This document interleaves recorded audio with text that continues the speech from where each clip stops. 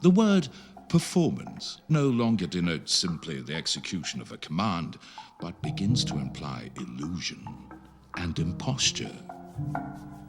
Abrupt enough to suggest an entirely new character. Both were idiomatic analogies between legal and social forms of identity, and hold a somewhat sinister implication that the human face is an autonomous, even alien, instrument of misrepresentation.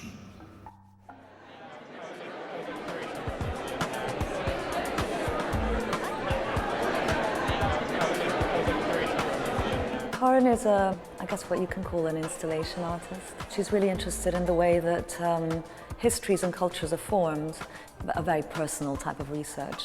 Corinne Sworn is one of the most interesting contemporary artists based in Britain. I think Corinne Sworn has a very inquisitive mind. Corinne's choice of the Commedia dell'arte relates to much of her work. Shakespeare was inspired by the Commedia dell'arte. Picasso. She kind of threw herself into it and made a work out of it. Corinne's show is a complete cross-cultural experience. The residency really allowed her to explore these interests and to focus on her research.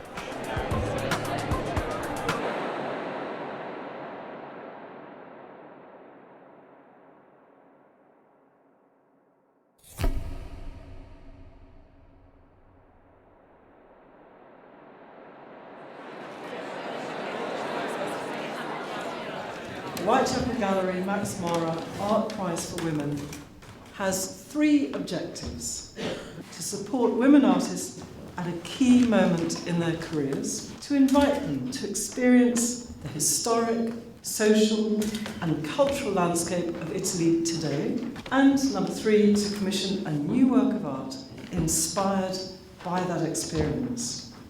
The winner for the 2014 Max Mara Prize is Corinne Sworn.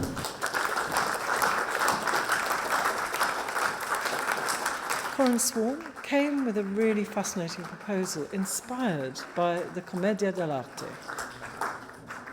It's an amazing form which brings together performance, theatre, music and clothing. We looked at a number of artists, and Corinne was the artist that in a way engaged with Italian history and culture in the most interesting way. And so she presented a project that really needed to be in Italy, and it couldn't be done in another country. The prize is a 6-month residency. It's partly based in Rome, but then after that, the artist can choose to travel around. Well, I'm torn between the research that I might be able to do in Italy and that I'm looking forward to enormously, and also sort of just wandering streets and getting ideas and sort of exploring this incredibly rich culture.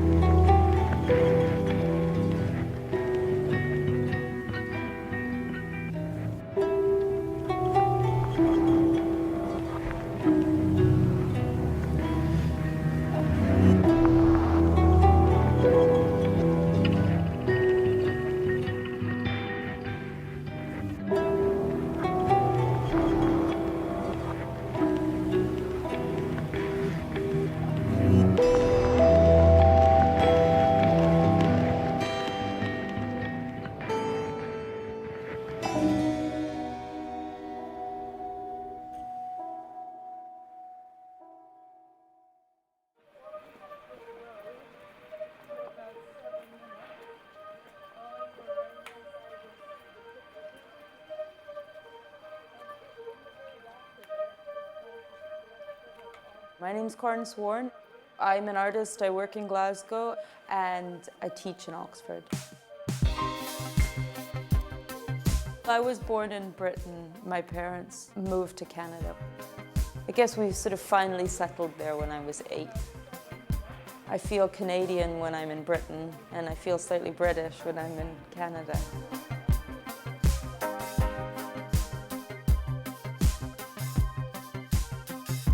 Corinne studied in Vancouver, but came to live and work in Scotland, in Glasgow, attending one of the most important art schools possibly in the world. The Glasgow School of Art has had an extraordinary track record of creating a space for major young artists. Glasgow is the place of the Glasgow Miracle. Artists from Glasgow and also Corinne really look into what makes an artwork, how the boundaries of artworks are defined and how they can be redefined. Together with London, Glasgow is probably the best place to be for art at the moment. It is a wonderful place to work, and people are very supportive of each other's practice, both in terms of helping out when you need to do something that's complicated, but also in terms of the time that they give each other's work when they're seeing it in places.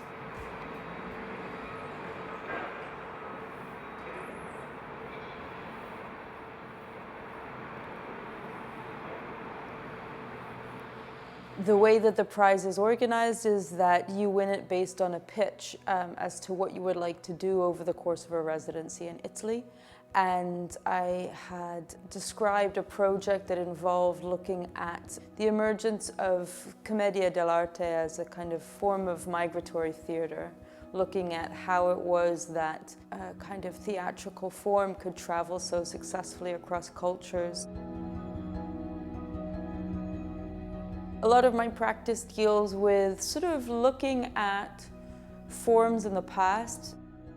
Sometimes it's historical ways of living, sometimes it's historical objects, and I try and bring them into the present and look at what it is to try and interpret them now. Sometimes I do that through making videos, sometimes I do it through making sculptures, and sometimes it's sort of installations, I guess would be the best word. Her work has explored different forms of performance, literature, and the moving image.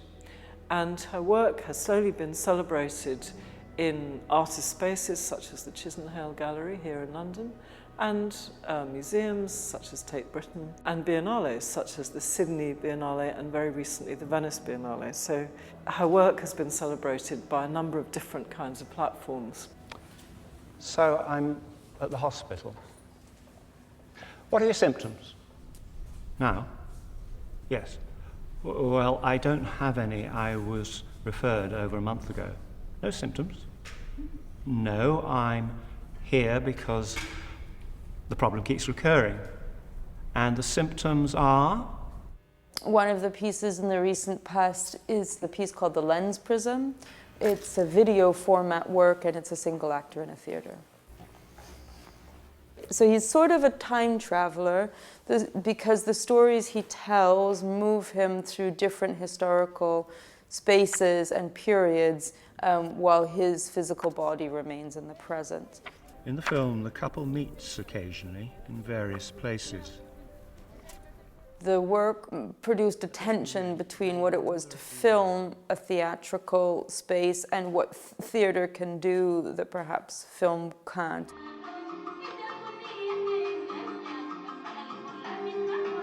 In this space, flashing by, do you recognize it? So another piece that I did more recently was a work I made with my father, who is an anthropologist, called The Foxes. That work was based on a collection of slides that my father had taken in field work that he did in a village in Peru in 1973. And I had seen these photographs as a child, but I didn't really understand what my father's work was, or even how they would relate to my father's work. ¿Y este quién es? Es Samuel Ramos y Nostroza, Que tiene... hijo de Martín Ramos. And then more recently, I saw the photographs again, and I found that through these slides, I had memory of a place that I'd never been to. As a result, we decided to go back to the village in Peru and make a film showing people these pictures and talking about what had happened since, but also talking about the situation when the pictures were taken. Do you remember this image? These guys here are actually the caporals. These are the people who defend the hacienda, for the big ranch, from the villagers. I think Corinne Sorn is very interested in social anthropology and the methodologies of social anthropology. She is very interested in observation, in research, and in the behavior of us as groups, and how this behavior changes over time according to the changes in society. And I think this is something that really strongly informed her interest in the Commedia dell'arte. Once I discovered that I had won this prize, I had to move things in my schedule so that I could keep up obligations that I'd promised and find 6 months to be able to go away. And that was interesting, but also a little bit like a shot in the dark.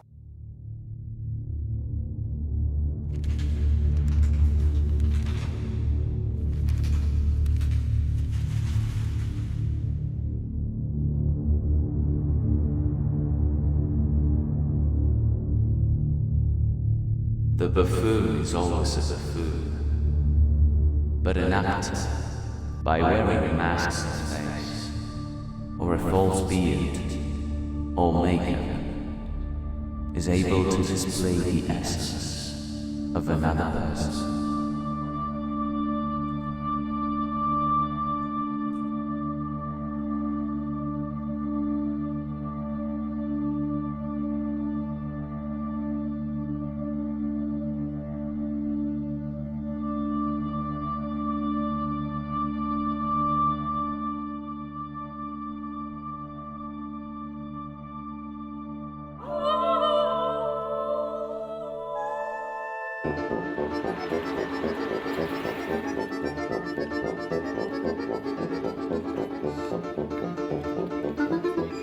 I didn't know what to expect of Rome. Of all of the cities, it was the one I imagined least. I think because it's so important, like it's so specific in culture, it's kind of iconic, something that's historically overdetermined or has contained so many narratives, it was kind of hard to imagine.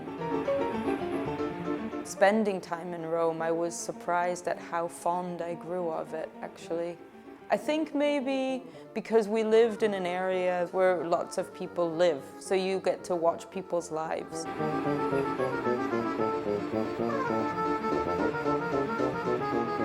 One of the things that I found fascinating, and I had no idea about before, were the way that there were these spaces that, you know, have been built upon, but part of the building on top of something hasn't been the erasure of what's been there in the past, but a kind of amalgamation. So there are some incredible sites that give physical form to the porousness of time and the way that people incorporate the past into the present.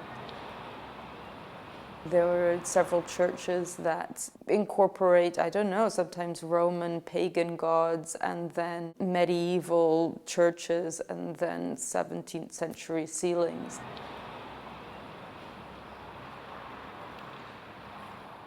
When I got to Rome, I was in a situation where I really needed to figure out how to approach this project. I was pretty naive, I guess, in a way, but you know, I got to Italy saying I wanted to study the Commedia dell'arte, and everyone was like, oh yeah, we did that in high school. You know, it's like coming to Britain and saying like, hi, I'm a contemporary artist, I'm here to study Shakespeare, tell me what you know. And wonderfully, in Rome, Max Mara had organized for a curator called Pierpaolo Pencotto to help me.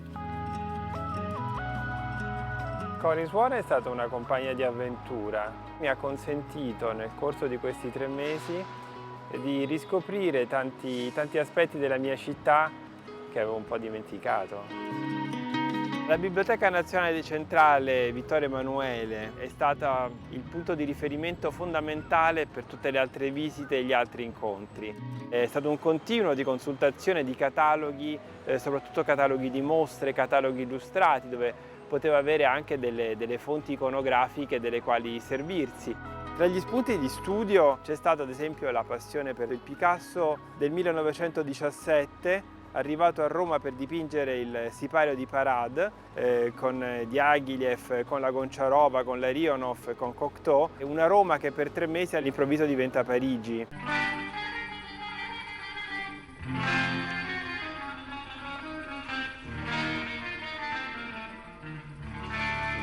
There isn't a lot of visual documentation of early Commedia dell'arte. There's some, but it's not something that's easy to access through visual records.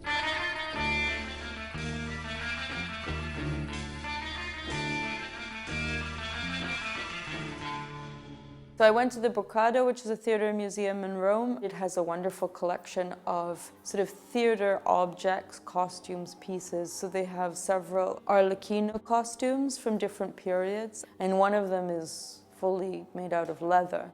If you've got to wear the costume a lot and you're traveling, I mean, it's not going to wear out. But the idea of trying to do like back springs or somersaults in a full leather outfit is sort of mind-boggling in a way. Pier Paolo was very kind and organized a visit to the Popular Arts and Culture Museum in Rome, which is absolutely incredible.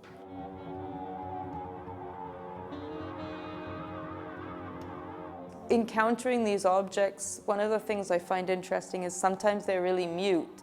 And on the one hand, they are markers of lived experience, but they only carry a kind of whisper of that lived experience. They're sort of ghosts of what they would have been. There's this incredible sense of lack, that you can't see them in use, that you can't understand their lived quality, that you're encountering something that's really gone. And that's quite frustrating in a way. You want to have it all open up, and instead it's just kind of like a face that has no expression.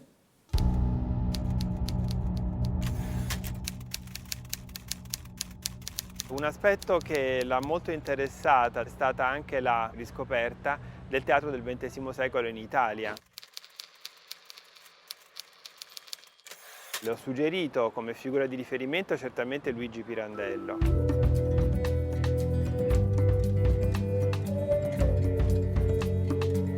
The Pirandello house was wonderful to see the desk of where he would have sat, to see this little figurehead of Ibsen that he looked at daily.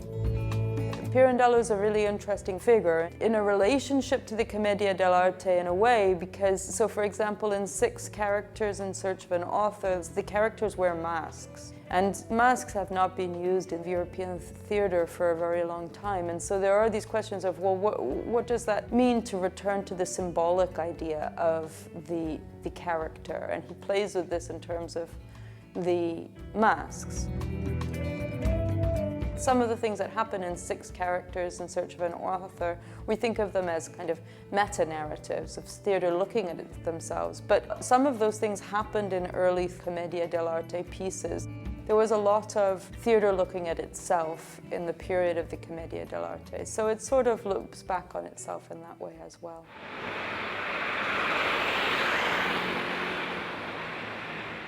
Corin, nel corso di una serie di passeggiate attraverso Roma, stabiliva costantemente un ponte tra quanto esaminava da un punto di vista letterario o visivo, ad esempio in un museo o in una biblioteca, e quanto poi poteva riscontrare nella vita quotidiana. Il Pigneto è un quartiere tanto popolare quanto denso di evocazioni cinematografiche. Il Pigneto come luogo pasoliniano, dunque questo ha portato Corin a frequentare ripetutamente un bar che si chiama Necci, ma c'è stata anche la strada dove è stata girata Roma Città Aperta. Pigneto is an interesting area because as an artist, like Rome is incredibly expensive. And it's one of the places that artists can afford to live and have studios. And it is famous for neorealist films. And I mean, I love that form of cinema. Of course, when you go to Rome, you're sort of looking for these figures.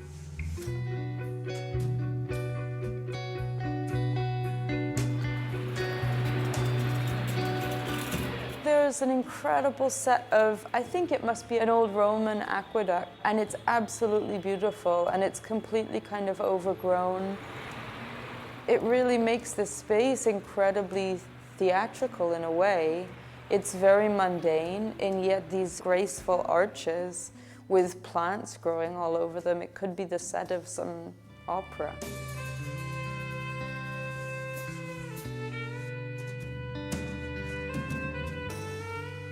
Rome, I think it's, yeah, it was the place I felt saddest to leave in a strange way.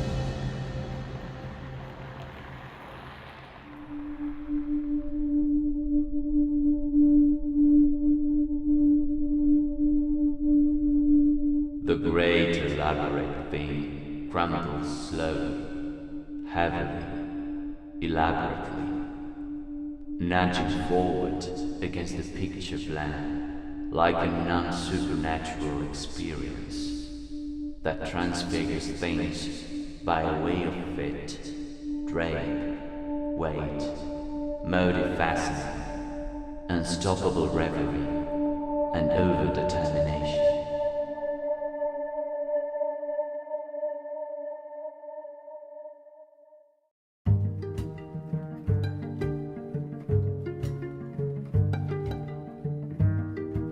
One of the things that drew me to Naples was that someone had said to me, you know, you're basically, in a way, you still find the Commedia dell'arte, these sort of whisperings of it in the street in Naples, partly because of kind of gestural culture that people really speak to each other with a lot of like physical language as well as verbal language. Also some of the kind of like hoax or games that people are playing in terms of how they negotiate things. When I was in Naples, I was hoping to do a project with ceramics, and I was hoping to play a little bit of a game because I've never made any ceramics. And I wanted to make some fruit, like in the way that often you find ceramic fruit on people's tables, but also thinking about the kind of game as to whether the actors are performing well, and that if they're not, sometimes the audience throws rotten fruit at them.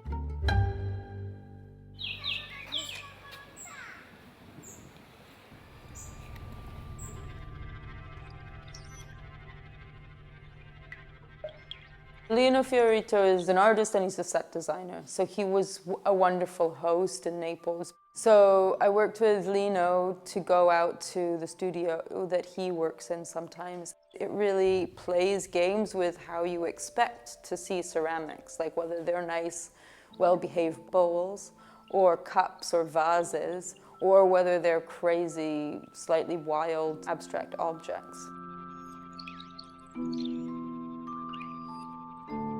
Credo che ci sia questo ritorno della ceramica e dell'arte contemporanea. Le ceramiche in particolare ho cominciato a farlo nel 2006. Improvvisamente mi sono trovato una nuova materia sulla quale lavorare e ho scoperto che questa materia era molto eccitante.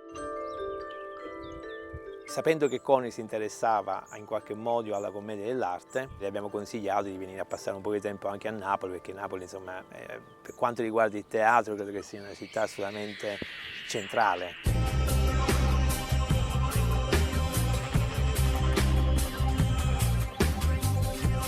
È come se fosse l'ultimo grande ghetto rimasto, cioè dove esistono dei codici, dei linguaggi e dei modi di fare che sono assolutamente legati soltanto a questa città. Sta ancora, secondo me, su una sorta di linea di demarcazione fra la modernità e un certo modo di essere arcaici.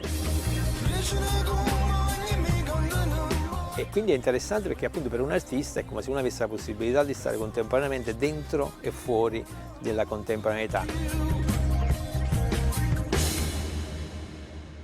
It's a city that has this incredibly rich history, a lot of it sort of disappearing. And sometimes it's disappearing because it's not being used, but sometimes it's disappearing also because of lack of sort of financial support.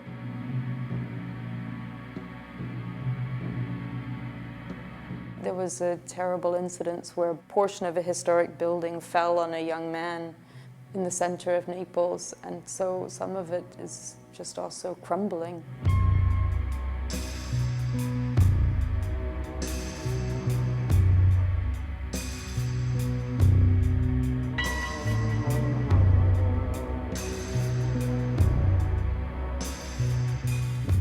was nice to meet Gianni Maria Tossati. He took myself and my partner through an exhibition that he had built in the old archives.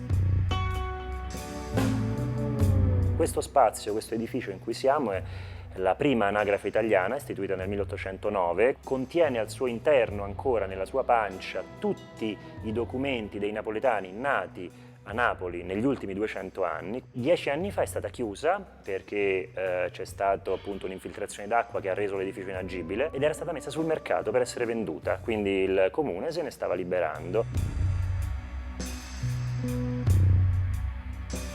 He's done an incredible job sort of rebuilding sections of the space and also using elements of what was left there to make a very evocative and intriguing space to move through.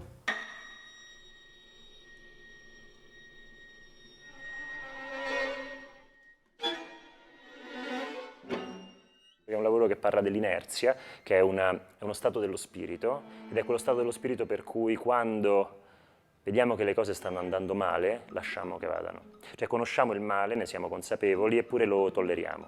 Ho usato come analogia l'Italia repubblicana, che è il risultato di 70 anni di stato inerziale. E quando Corinne è venuta in questo lavoro è stato molto interessante, perché io le ho raccontato questa storia e le ho raccontato anche che cosa significa per un italiano vivere in questo paese oggi, e per lei era tutto estremamente leggibile, perché in fondo questa riflessione sullo spirito e sullo stato inerziale, sul male, sul cedere al male, è qualcosa che in fondo è un problema per tutta la nostra generazione.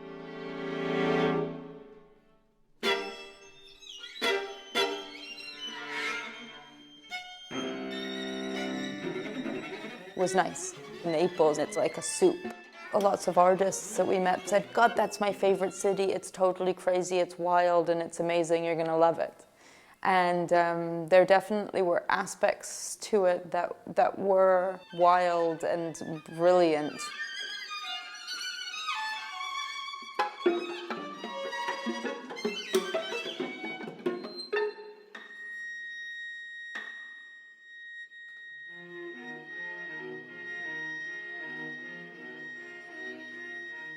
The first written contract between actors dates 1545.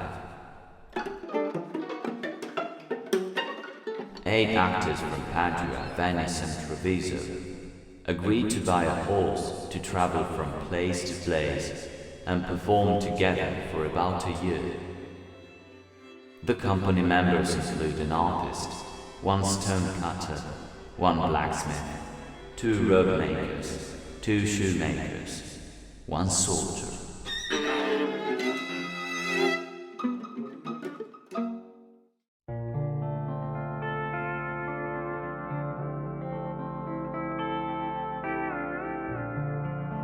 Well, Venice was incredible just to walk around it. Walking the streets, it's quite bizarre because on the one hand, you're in a space that you very infrequently see any contemporary architecture. But then you also see all these people participating in the spectacle of the city by sort of photographing it.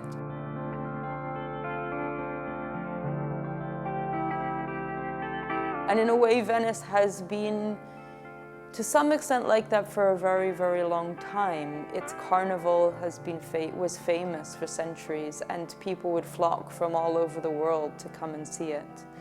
It's also a city that's had the most incredible series of cross-cultural intersections. So people were, coming through from the Ottoman Empire, from all over the world into Venice. The Bevilacqua La Massa was a wonderful space to work in. We were in a little room that was very, very high in the city, and so you could look out over these views of Venice.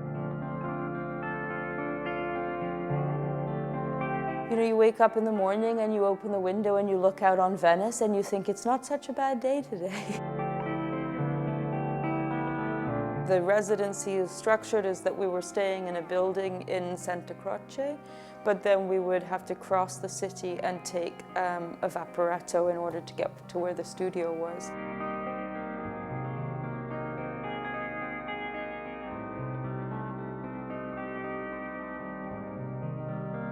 I went one day to the Guggenheim. It's just a beautiful space to be in.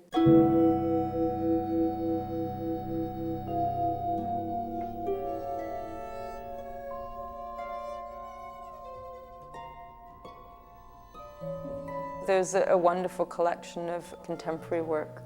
And seeing some of the angular shapes, the sort of triangles and circles in some of these sort of surrealist or modernist works, I did think like, oh, well, perhaps Arlecchino doesn't have to be a human figure. Like, can he be abstracted? He has been abstracted over and over again.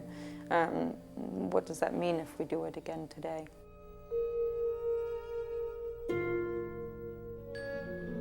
Theater has an incredible history in Venice.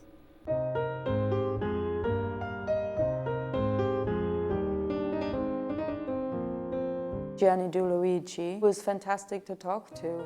I'd been doing all of this research and I'd come up with a collection of ideas, and when I put these ideas to him, he was very able to say like, yes, I can see how you're thinking that, or no, that would probably not work in that way.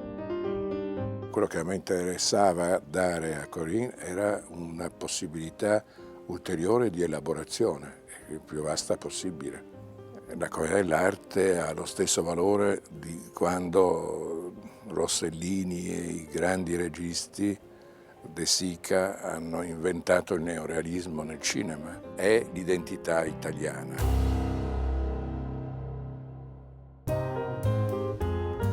Venezia non è stata una capitale della commedia dell'arte, in realtà è stata la patria di Carlo Goldoni. Carlo Goldoni prende la commedia dell'arte e da popolare la rende borghese, dove popolare rimane soltanto la maschera, cioè l'Arlecchino, il pantalone, ironizza sull'aristocrazia pesantemente, ma non è certo rivoluzionario. There are some spectacular spaces and interiors in Venice. There's a phenomenal kind of old house called the Carezonico, and in it, it's a beautiful, well-maintained house. And there are some ceiling frescoes by the Tiepolo the father, which are very much in his style of beautiful little cupids and rosy-cheeked women.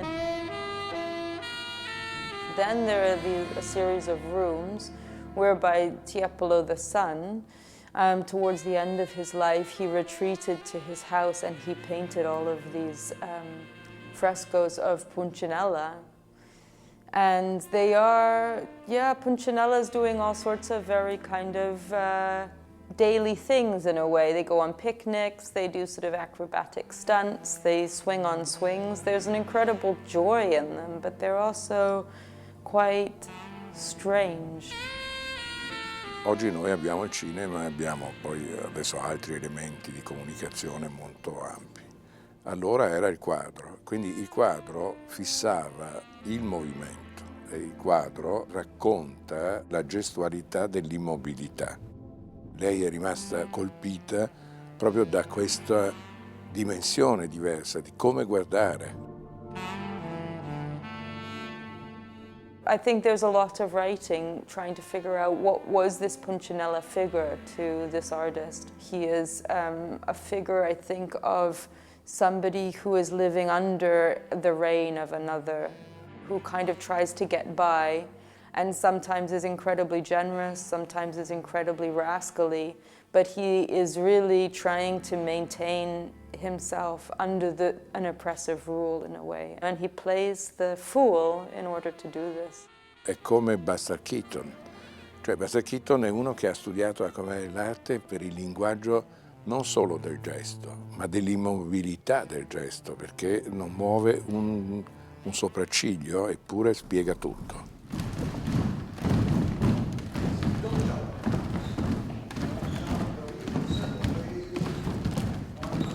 I was very lucky because I was able to go and watch a Commedia dell'arte workshop run by Antonio Fava in Reggio Emilia. L'incontro è avvenuto qui proprio durante un'intera giornata di insegnamento con questi attori inglesi. Erano una trentina di attori e attrici con una preparazione molto alta da buoni inglesi avevano già fatto il loro percorso shakespeariano obbligatorio, diciamo così. Commedia dell'arte è oggigiorno un genere teatrale. In origine, e qui si parla di 5 secoli fa, commedia dell'arte era piuttosto un nuovo modo di costruire e distribuire spettacoli teatrali. E fino a quel momento, da tempi antichissimi, l'attore professionista era scomparso, non esisteva più. Infatti commedia dell'arte, con altre parole, però sinonime a questo punto, significa teatro professionale. Commedia sta per teatro, arte sta per mestiere, professione e anche l'organizzazione stessa di questa professione. Il genere prevede i tipi fissi, quindi abbiamo i servi, i vecchi, il capitano, gli innamorati, sempre in tutte le commedie, anche se cambiano nome, una volta il servo si chiama Arlecchino, una volta si chiama Pulcinella. I due vecchi, abbiamo il vecchio mercante, ricco, avaro, ma soprattutto libidinoso alla ricerca di una giovane donna, e l'altro vecchio che è il dottore che sa tutto di tutto, il gran tuttologo, e i due vecchi, spesso in contrasto, in rivalità, ma molto più spesso invece complici, mettono in crisi i due innamorati che sono i loro figli e che si amano e che vogliono sposarsi.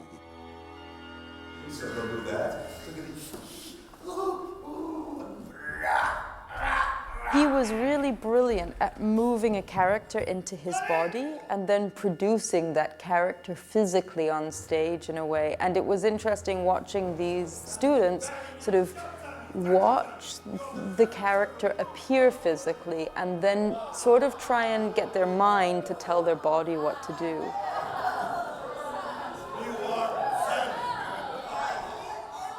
Corinne abbiamo avuto una conversazione, diciamo così. La giornata di lavoro è diventata il materiale sul quale è stato possibile sviluppare tutta una conversazione, questo è anche un po' ideale, sui vari modi di esprimere un personaggio, un'emozione, una situazione, l'arte in genere. One of the things that's been really exciting about the Commedia dell'arte research is that it's a significant shift that happens in theater whereby women are allowed on the stage. A lot of the sort of male characters came out of more traditional kind of buffone, kind of clown, humor, kind of slapstick stuff. And one of the things that the women really brought to this stage were humanist, philosophical pieces that they spoke on stage.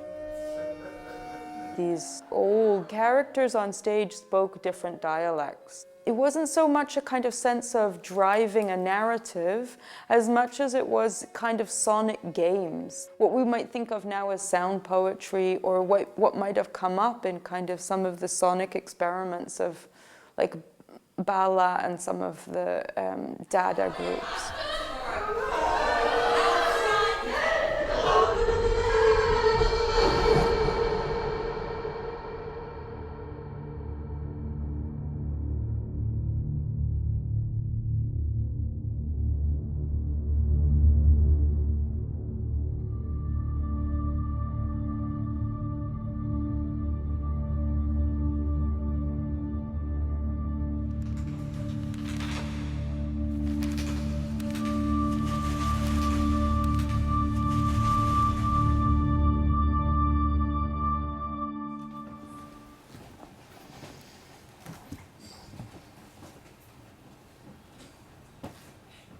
When I touch some things, maybe I'm touching the culture of human fingers, which I believe in strongly.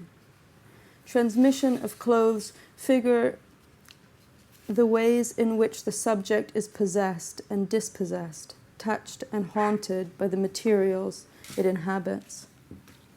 Between the pine wood, the beach, behind the Hotel of Europe, I saw a circus.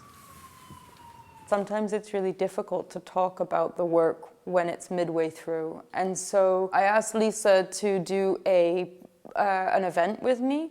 And the idea was that we were meant to sort of have a conversation about the work and how it was coming, and also have a kind of performance element. The mask shifts in meaning in the late Renaissance, when censorship, the demands of secular statecraft and religious persecution, caused many to rethink the essence of masks, to find not mischief or deceit in them, but justified self-defense, the honest mask. Lisa Robertson is a Canadian poet, She mixes a kind of evocative quality to ideas and the mundane or very daily. The horse I ride has his own whole fell. There's no chance for me to catch up with this 6 months of work that she's already done. So we agreed to bring our differences to the table. Corin and I have never met each other before.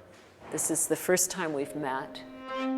We bring with us all kinds of notes and books and photocopies and transcriptions and images and photographs. And we spread all of these on a large table, and we talk about what relations they might have. In the larval state, the insect's more perfect state is masked. In its mature stage, its grubby youth remains a ghost. Larva was a common word for mask or ghost. Sometimes, you have a sentence on the page that interests you as the person who knows it intimately, and it's interesting to you for a whole collection of things that surround it, rather than for the quality of the sentence itself. And so we've got to find a way to bridge that with the audience. One actor might play many parts. 1, an attendant. British dress worn in the period 1053. 2, Pisano, a captain. Dress worn by Matilda, consort of Henry I in 1101. 3, a messenger. Dress worn in the period of 1386. 4, an ambassador. Dress worn in the period of 1394. 5, a devil. Dress worn in 1399. 6, a captain of Tangier. Dress worn in 1440. 7, death. Corin is also very welcoming as an artist, welcoming me into this site of her research.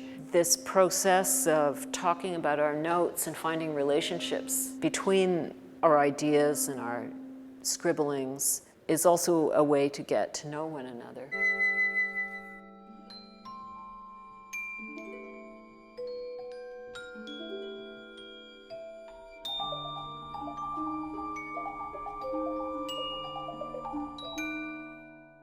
Being in Italy allowed me to experience the most incredible number of kind of ingenious and wondrous sort of cultural productions.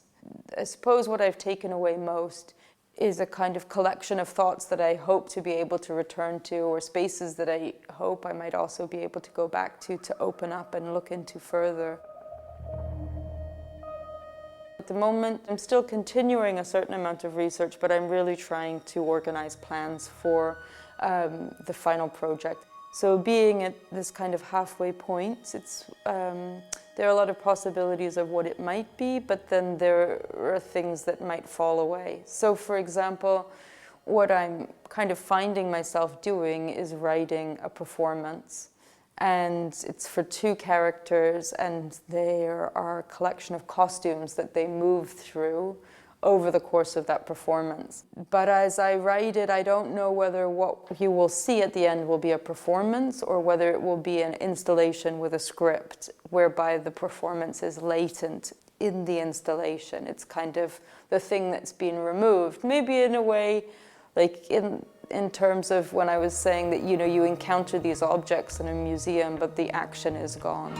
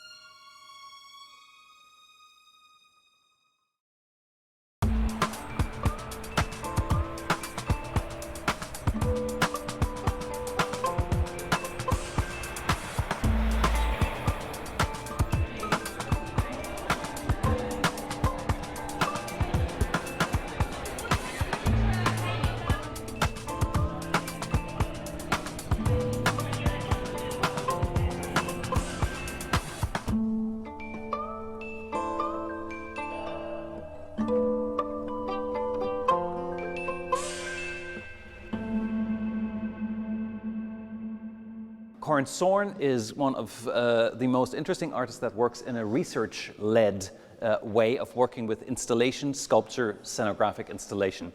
And of course, she is the most recent winner of the Max Mara Art Prize for Women. The prize consists of several things. It consists of an artistic residency in Italy, and it consists of 2 subsequent exhibitions at the Whitechapel Gallery and at the Collezione Maramotti in Reggio Emilia in Italy. As part of her residency, Corinne actually was investigating the history and the form of the Commedia dell'arte, the popular vernacular street theater that originated in Italy and has influences in popular culture up into the present day. This new work, which you see behind me, it's a work that Corinne calls Silent Sticks, obviously 2015, and it'll have a little label that will say Film, Sound and Mixed Media. And center stage of the exhibition is really given to the tale of a 16th century imposter. It's a famous tale and court case that epitomized the anxieties of shifting notions of identity in Renaissance Europe. This is a tale of somebody who takes on the identity of another person and lives the life that he was not given. He lives the life that he wants to live. But in the end, he's executed for it. Ah, yes. The livery, the cloth, the uniform. I think it was under James I that the king's men each received every second year at Easter a livery consisting of 3 yards of bastard scarlet for a cloak. It's an assemblage of things from rather disparate things, both the text that's listened to, some of it tells a narrative story, some of it gives historical background information, and sometimes there are just kind of playful jokes in it. And in a way, there is an idea maybe that this assembling of things is kind of a bringing together of objects and information for the viewer, who then comes into the space and makes sense of it. They're sort of objects that are waiting to be put into action. They don't carry the life into the present, and instead we have to project upon them, or we have to reuse them, we have to pick them up and make them live again. Originally there was an idea that all of the objects that I made would fit into these cases. So the cases are both part of the work, but they also are the sort of traveling vessels. We have a number of props who are actors. We have a number of things who do not really function as objects. We have a bottle that's not supposed to be drunk from. We have costumes that do not have a function in themselves, but pretend to be something else. They're make-believe, they're players. It's quite similar to theater. Often one object is borrowed to do something else. You know, we take for granted that we perform in mundane life, but actually we do so all the time, and sometimes quite pleasurably, sometimes out of frustration. Thousands of weavers, winders, tanners, glovers, brewers and beggars stream into the extraterritorial zones outside the cities. Masterless artificers, petty chapmen, vagabonds, wayfaring preachers, cut purses and theatrical players find themselves outside the walls, but inside the bars of the city. This period of time, there was an enormous amount of social flux. Things were really in change. Things were moving from a feudal system. People were leaving cities because of the plague or because of wars, and often people had to take many different jobs in order to get by. So in a strange way, in fact, they did mirror their roles on stage as well as off stage. There were these beautiful descriptions by eyewitnesses of sort of acrobatic feats that were performed on stage. And these feats, in a way, showed these figures to be skilled, flexible laborers to the extreme. Maybe it's something that I recognized or I wanted to see because of the period that I live in, where I think there's an enormous amount of demand for people to take many different jobs in order to survive.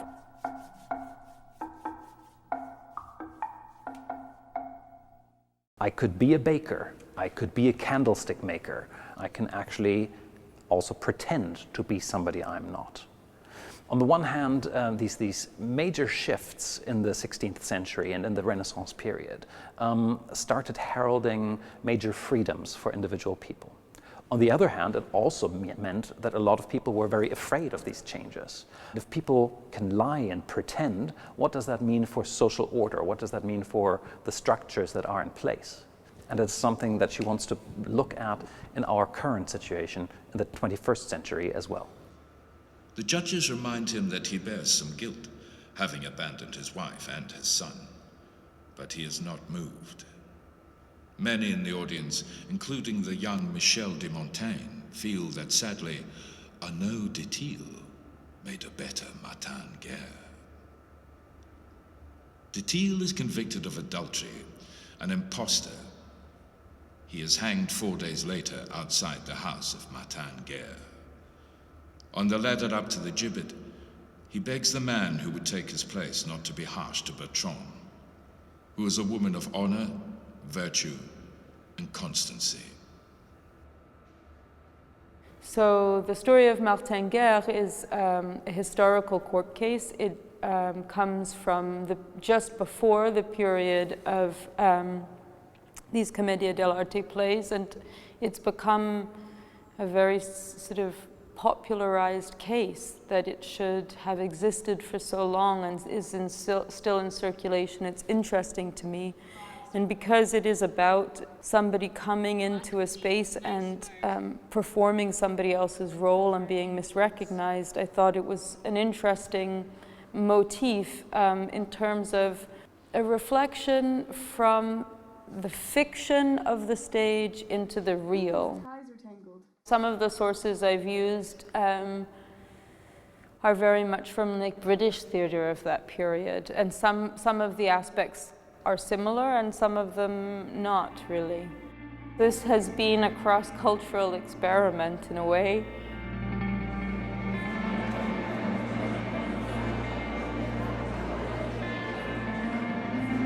Più che fine sembra un inizio. Sono stato spettatore di una maturazione di Corinne, dell'attenzione che lei ha posto verso certi temi. La commedia dell'arte est traitée ici comme une archéologie. Il n'y a plus d'événements, il n'y a plus de bien, il n'y a plus de mal, il n'y a plus de temps. It reminded me of the Lars von Trier film Dogville. Everything can be reduced down to these very simplified signifiers. Una ricerca sull'identità che non è soltanto sull'identità italiana, ma mi sembra una ricerca sulla identità europea. Something that appears quite amateur suddenly becomes richer. It's basically Plato's cave in a contemporary setting. I'm very, very excited about the way this has worked and how the object has taken a new place in the work of Corinne Sorn. Her researching this theatre from hundreds of years ago, it's, I'm sure, enriched her own way of making work and has enriched her as a person. Yeah, it was a wonderful experience, definitely.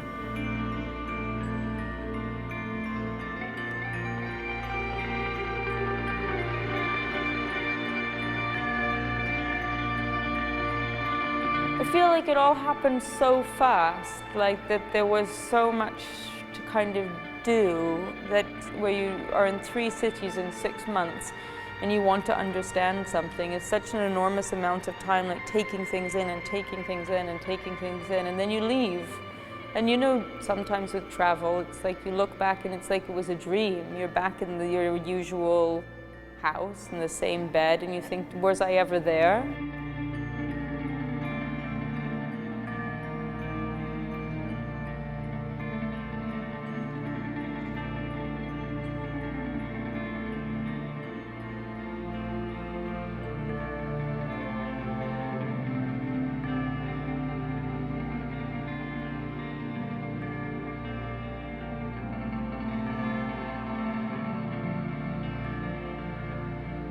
If you look at the history of art and you take out all the male artists, you get a very different art history.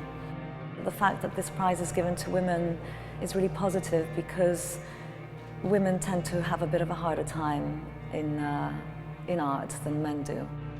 I had a child about 1.5 years ago, and the prize was incredibly helpful to me because this was my first child, and it can be quite confusing to wonder like how much time you'll get in your studio, how will you manage your time with a child.